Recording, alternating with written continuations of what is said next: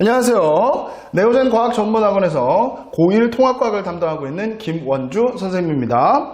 2024년 1학기 중간 통합과학 안곡고 내신 분석 리뷰트를 시작해 보도록 하겠습니다.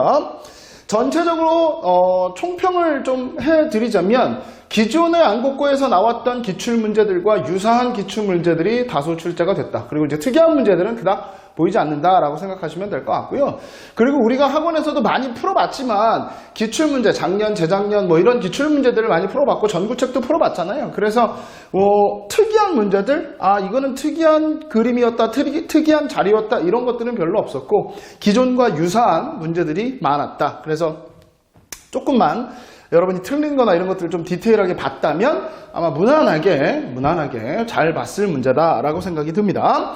그리고 시험에서는 이제 서술형 문제가 2문제 정도가 출제가 됐죠. 뭐 그것도 그렇게 까다롭지 않고 평이하게 출제됐기 때문에 전체적으로 총평을 보자면 한 중급 정도 난이도가 된다. 아주 쉬운 문제도 아니고 아주 어려운 문제도 아니고 한 중간 정도 난이도의 시험이 된다라고 생각이 듭니다. 자, 그러면 대표 문항 하나 알아보도록 하겠습니다. 일단은 선생님이 봤을 때는 시험지도 선생님이 지금 보고 있는데 3번 문제 같은 경우 뭐 첫 페이지 같은 경우는 대부분 다 봤던 그래프고요. 이제 3번 문제처럼 여러분 별의 흡수선 스펙트럼, 뭐 방출선 스펙트럼 이런 것들 해석하는 문제들. 그래서 이런 스펙트럼 문제들이 얘가 방출인지 흡수인지 원소가 같은지 다른지 이런 것들 판단하는 문제들 자주 출제되죠. 그리고 그 1페이지에서도 여러분 빅뱅 우주론, 정상 우주론, 주기율성 특징 많이 봤던 그림이죠. 이런 부분들도 자주 출제된다. 이렇게 보시면 될 것 같고요. 그 다음에 두 번째로 한 6번 문제 정도 보시면 이것도 우리가 자료를 많이 봤던 거죠. 이 페이지에 보면 헬륨, 수소, 그 현재 태양, 그 다음에 적색 거성 이후에 탄소, 헬륨, 수소 이런 자료들 나와 있는 것들 이러한 문제들도 우리가 자주 출제됐었고 주기혈성, 적색 거성, 별의 진화 단계 어떠한 특징이 있는지 이런 것들도 여러분들이 꼼꼼히 보셨다면 충분히 맞출 수 있었던 문제 같고요. 그 다음에 이제 7번 문제 같은 경우가 약간 지역적이라고 말할 수가 있겠죠. 원래 태양계 형성 과정인데 태양계 형성 과정에서 지구형, 목성형 형성 과정이 나오고 대부분 다 이제 지구형에 대해서 포인트가 맞춰지지만 이것도 약간 중학교 문제랑 비슷하게 들어가 있는 지구형 형성에 관한 특징, 그 다음에 목성형 형성에 관한 특징, 표면이 어떻게 되는지, 어떤 원소로 구성되어 있는지, 왜 가깝고 먼지, 뭐 등등등 이런 특징들을 보는 거죠. 거기 물리량 X, Y라고 되어 있기 때문에 그 물리량을 찾는 문제였기 때문에 여러분들이 이런 꼼꼼한 지엽적인 문제도 반드시 정리하고 넘어갔어야 되겠다. 이렇게 생각이 듭니다. 그리고 그 대표 문항에 싫지는 않았지만 8번 문제 같은 경우도 많이 풀어봤던 유형의 문제죠. 원소의 특징, 주기적 성질 찾는 거니까 그렇게 여러분들이 문제 푸시면 될 것 같겠고요. 그 다음에 이제 세 번째 장으로 넘어가 보면 9번 문제. 우리 9번 문제 유형 많이 풀어봤죠? 주기율표 땡빵빵빵빵 뚫어놓고 원소가 누구가 들어가는지 밑에 자료 주고서 원소 찾아서 원소의 주기적 성질을 찾는 문제들. 이런 문제들은 논리적 해석 문제긴 한데 이게 그렇게 어려운 논리적 문제는 아니죠. 어차피 보기 정도 준 게 2개밖에 안 줬기 때문에 좀 더 어려운 문제로 나왔으면 4-5개 정도 보기를 주겠지만 이게 한 2개 정도밖에 안 줬기 때문에 충분히 여러분들이 해석 가능한 문제다라고 보입니다.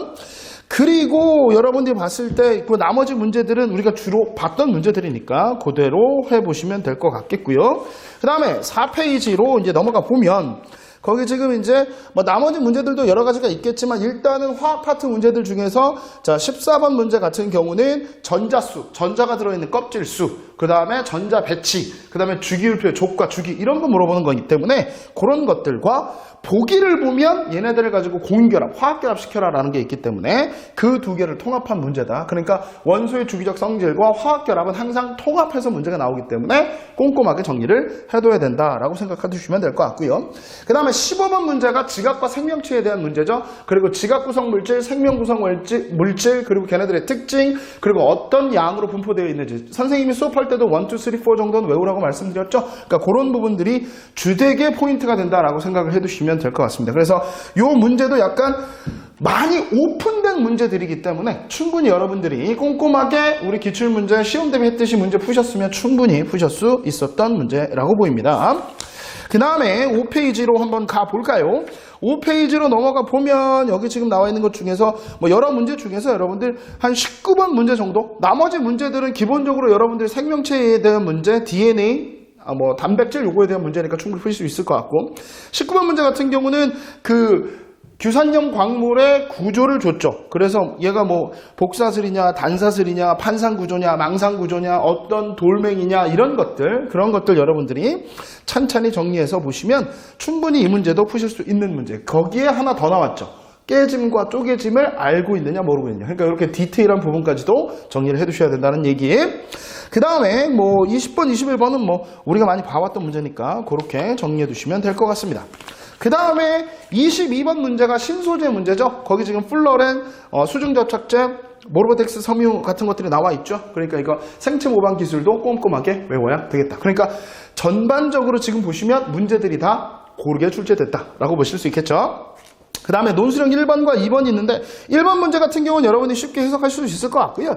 2번 문제 같은 경우가 고온결합에 관한 문제죠. 고온결합의 특성을 정확하게 원리를 알고 있느냐, 그리고 이 XYZ의 원소들이 누구냐만 알고 있다면 충분히 문제 푸실 수 있고 충분히 여러분이 해결하실 수 있다. 이온결합, 고온결합 어떻게 만드는지 꼼꼼하게 정리하면 되는 문제다라고 생각이 듭니다.